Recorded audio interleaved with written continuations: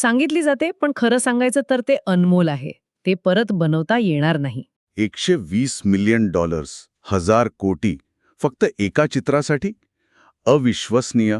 आणि चोर फक्त एवढ्यावर थांबले नाहीत ना? दुसरी वस्तू कोणती होती? दुसरी वस्तू आहे लुई 15चा मुकुट, म्हणजे क्राऊन ऑफ लुई 15. हा 18व्या शतकातला आहे. राजा लुई 15व्याच्या राज्याभिषेकासाठी बनवला होता. बापरे.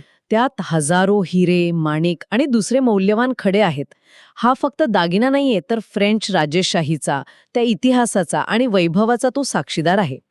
तो खास सिक्युरिटीमध्ये ठेवला होता प्रदर्शनासाठी. म्हणजे एकीकडे दाविंचीचं पेंटिंग आणि दुसरीकडे राजाचा मुकुट.